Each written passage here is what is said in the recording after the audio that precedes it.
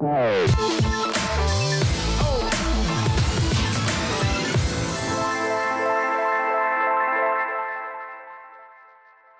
been some good transfers, I think, in the Premier League so far. There's always been that question of who's won the window. I've seen people sort of say, is it Spurs with the business they've done and it's been really good business? Is it Arsenal with Jesus and Zinchenko? Put your cards on the table. Who do you think's won the transfer window so far in the Premier League? It's really hard because you don't know until you see the players on the pitch. True, yeah. And that means it could just be hearsay. Could It be is. Botman. It is. Yeah, it could be, And you think early doors, Aston Villa set their stall out really impressively. They got 3 or 4 players in before the window had even opened. The agreements had been struck and then they formalised them straight away, and it allowed them to go on pre-season tour with pretty much what Steven Gerrard will be working with when the season starts. As you say, Newcastle with Sven Botman, a club that had been chasing a particular player for a long time and finally pulled it off. They got Matt Targett in at left back as well, so that was some impressive early work. I don't know about winning the window, but certainly the most intriguing one for me is Tottenham. Yeah. This is a club that was traditionally really late in doing their business. You would see them going right up to the deadline. They were synonymous with those last-minute deals and Daniel Levy trying to get the price down and Harry Redknapp winding down his car window outside the training ground.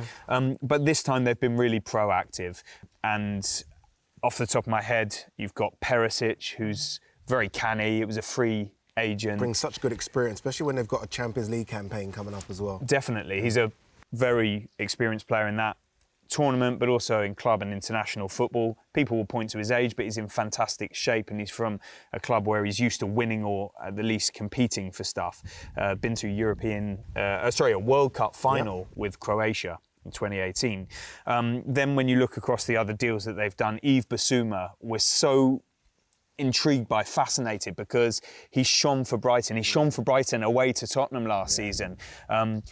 Can he do it on a regular basis in the Champions League? He looks to have all the attributes to be the perfect box-to-box player that a lot of clubs looked at. And you've got someone like a Jed Spence, the sort of fascination around, could he be the next big thing as a right wing-back? It seems to be more of a club signing than a Conte signing. They've brought in the boy from Barcelona at central defence on loan. It wouldn't surprise you, without much expectation, if he takes off. They've got Richarlison, some say a bit overpriced, given that he won't be starting every game, but now Spurs are going to have loads of games, so he will get 40-odd appearances. Just to show that that is a club that has been, so far, most transformative in the market. Who do you think has won or done the best pound-for-pound signing? And the best pound-for-pound signing, like value for money, that signing right there just makes so much sense. I'm happy to chuck a couple at you. Chuck them at me while I think. I think Gabriel Jesus is fantastic. You've got a Premier League proven winner here, Brazilian international, and I think Arsenal needed that. You look at what sort of Lacazette and Nketiah brought in terms of goals. You know you're going to get someone that I think guarantees you 10 to 15 a season. He's still young, no injury history really with him, knows Arteta. I think pound for pound in terms of what Arsenal needed, that's a great pound-for-pound signing. What was he, 40, 45 million? Yeah. Works. It does. Sticking with that club, you could say Alexander Zinchenko for 30 million plus 2 million in add-ons. And he's exactly what Mikel Arteta wanted for left-back, but can also play in midfield. And he's a great character again. Jesus, I think, is going to be one of the stars of the Premier League next season and beyond. I mean, he's already won a lot at Manchester City, but now he's going to be front and centre, number 9, starting every match when he's available. There are some canny signings throughout the Premier League, value for money. But if I was to pick one and go different to you, which is a hard thing to do because you've picked out 2 great examples, I'm going to say Christian Eriksen, because he's a free agent. He might have won the debate there. He might have won the debate. It's a good just putting it out there. Because he doesn't have a transfer fee. Of course, there's a salary package and potential signing on. No transfer is truly free. But this is a guy who, in the 6-month contract that he embarked upon with Brentford, seemed to recapture his old form after clinically dying on the football pitch the previous summer. He is a master craftsman. He's so creative.